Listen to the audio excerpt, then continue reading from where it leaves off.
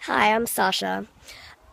I wanted to do this special video today because today marks the second anniversary of one of the most terrifying nights of my life. Now, on this anniversary, I look back and it makes me appreciate, um, that I've actually got my own room now and I'm in a nice flat and in a nice area. But back then, I just basically arrived in the UK. So I arrived on I think it was the 1st of June or something, 2015. And I was lucky enough to get a boyfriend straight away. Yeah, probably not my first pick, but Um, and so I stayed with him for like a lot of the time that I was here in London. Um, I say that because I was like balancing my time in Birmingham and then in Scarborough with my family friends and my one of my best friends at the time, um, and and then I was in hostels. Yeah, and then there came a point where like I was staying with my boyfriend at the time, and he was working electrician, and he said, "Oh, I can't sleep with you next to me because you kicked me in the night, so you're gonna have to find another place to sleep for the night." And so I I didn't have a lot of money. So I thought, okay, I will put an ad on Gumtree because, Gumtree, we know about it in Australia and New Zealand. So I thought, okay. Um, so I figured I'll write an ad saying basically I will clean a house if I can have a room or a bed to stay in, because I was quite desperate. So I got a few replies, which I was very grateful for. And then basically, when you get replies, you sort through the ones that you think are legit and all that. So I sorted through them, and I got one that I thought was legit. And you kind of get where I'm going with this now. And so this person, I thought, okay, well, the best way to see if this person's legit is by talking to them on the phone. So I rung the person. Um, this person was Brazilian, so they said. Um, Basically, in the first messages, person sent me said that I am a female Brazilian with my own room, that you are happy, you are fine to stay in if you clean. And I was like, okay, awesome, and I always like the Latin American culture and stuff, so I was like, sweet. And she said, yeah, you can teach me about New Zealand. And I was like, sweet, we're gonna become really good friends. And so we talked a bit more, and it came time to meet this female Brazilian at the train station. Now, at that point, I was on my last £5, and this guy was saying at the moment, or at the time, he didn't have a lot of money, and because he's never been good with money, and basically I got on the train, and then it came to touching out in the train station, and I touched out, and it went bing, bing, bing, bing. The person didn't see me, but I jumped because I had no other option. I had no money to pay, and so but the thing is, I had told this person before that look out for me because I'm the girl, the short girl. I think I had brown. I still had brown hair back then. Yeah, the short brunette with a red backpack. Look out for her. So next thing, I ran. So I didn't get caught. This is something I'm not proud of because I don't break the rules or the law or anything. And but I wouldn't say I'm a really good girl. But and next thing I hear, Sasha, Sasha, Sasha. I was like, okay, who's this? I look around and I'm expecting this Brazilian. And I know Brazilians come in like all different shapes and sizes, and, you know, whatever. Um, and this Indian guy was there waiting for me. He he was this Brazilian person. I was shook, man. I was shook. And so I thought, okay, I will give this person a chance because he said to me his Brazilian girlfriend who I'd been conversing with was waiting and they had the room together. Now he's like, oh yeah, I'll pay for your meal, you know, are you hungry? And I was like, yes, cool. And so he took me to this doner kebab place. It was the most awkwardest meal I've ever had in my life. And I've had some really awkward meals. And so I sat there with him, and then he starts talking about how his mum's gonna love me. And like asking me all these personal questions, like really personal.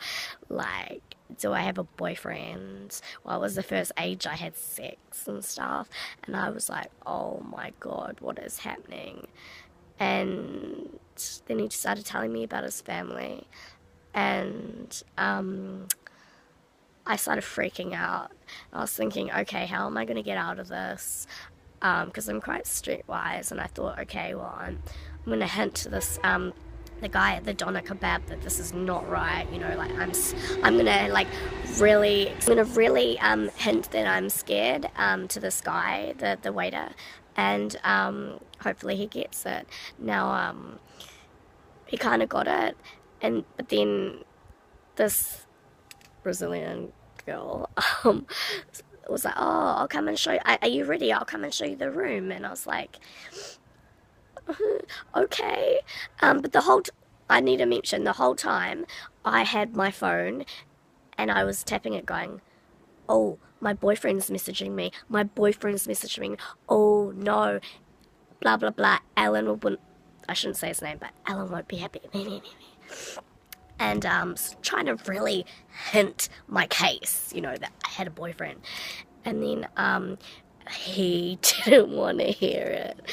And then I went to his, I caught the first bus to his house, and I thought, okay, so, oh God, I have to catch 2 buses with this dude, this freak. And I got on the first bus. And then I got on the second bus, and he was paying for the whole trip. Thank God. And then we got to this place, and he led me to this alleyway. My heart sunk. It was this dark alleyway, and he's like, "Oh, come. This is the house. This is the house. I own this place. I own this whole building. I'm like the live-in landlord." And he's like, come up, I'll show you the room. This is the room. And he goes, as I get to the door, he's like, yeah, he opened it, and he said, this is where I live. And I was like, you what? You live here? And he's like, yeah. And oh my gosh, I walked in and I saw this double bed, and I was like, so where am I gonna sleep? And he's like, you're sleeping in here with me. No, I'm not. And I said, no, straight away, no, my boyfriend's not going to be happy with this. And he's like, oh, it's all right, I'll talk to him. Like, I can laugh now, but seriously, I was so scared. And And I just freaked out, and I was like, no, this cannot be happening. This cannot be happening. And then he said to me, take off your what was it? Take off your coat. So I thought, okay, it's customary to take off your coat, when you come into a house or a room or whatever. It's like polite. And so I took off my coat, and then he said, take off your shoes. And I was like, no, if something happens, how can I run without my shoes? I need to keep on my shoes. And so I was like, no. And then he shut the door on me and he locked it. Oh my God, I started shaking, freaking out. I was like, oh my God, this is going to happen to me. This is going to happen to me. Oh my God, oh my God, oh my God. Cannot happen. I have anxiety attacks. This is just me. And this is one of the worst anxiety attacks I've ever had in my whole life. I was so scared, as most people would be. And he saw it and he started freaking out himself, because he's like, he probably thought, oh my God, I've never seen someone have anxiety attack like this. Because when I do things, I do things well. And he's like, oh my God, opened the door. And he's like, it's all right, I can go and get a mattress. Dude, it was like 11 o'clock at night. You cannot get a mattress at this time. He's like, no, I know a place. And I was like, no, let me go. I want to go home. My boyfriend's not going to be happy. And so he let me out, and he's like, it's okay. I'll take you back to the station. I'll pay for your bus ride. Whatever you want. And he said that he was going to pay me £50 for my bus, for the Oyster card top up, whatever. And I was like, okay, you better, being a tough ass. And so he took me, and he was on the bus with me, and I kept so cool. And then there was a point on the bus where he was just looking at me the whole time. So I sat at the kind of the back, and then he was at the kind of like in the middle, and he was looking at me, making sure I didn't say anything.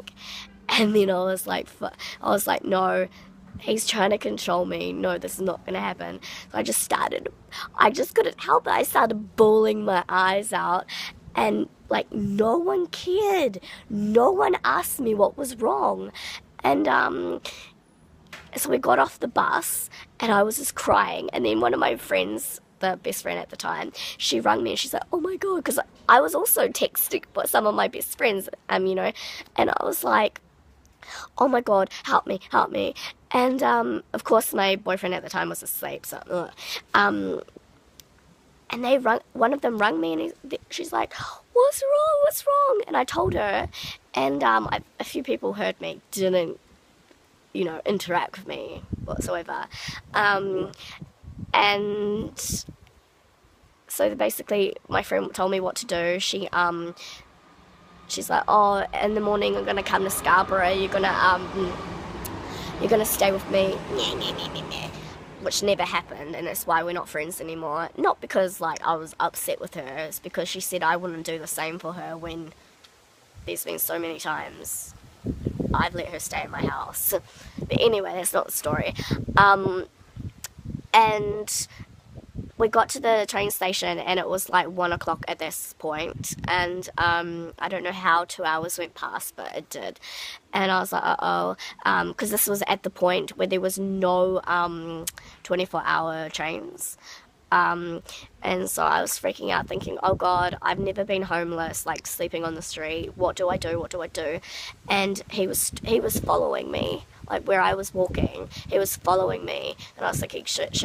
So if he couldn't do this at his house, he might do it to me, like on the, in another dark alley. I just didn't know, and he's creepy. He was horrible. And so I went up. I thought, okay, I need to book a hostel, because I think I had some money from New Zealand, so I thought I'll just transfer it over or whatever. I was really desperate, and so I thought, okay, I'll go to a pub and ask for Wi-Fi. And so I went up to the guy, the bouncer, and I asked him, and he's like, why? And at the time I was so consumed with the, oh my god, he's looking at me, creepy guy's looking at me. So I said to the bouncer, look, this is what happened. Told him the whole story. He's like, oh my god, dude, oh my god, go up to the no, he didn't say go up. He like took me by the hand and he took me to the manager on of the night, and the manager talked to the other manager, because I think it was like two brothers that were like own the pub or manage the pub or whatever, and they said no, don't go and get a hostel, because, well, we don't want you to, because you've been through a horrible ordeal, and also it's too late to even check into the hostel, so they said. So they let me stay in the they let me stay in the workers' quarter for the night, and the workers' quarter, I gotta say, was so lovely, and I just cannot believe how generous they were.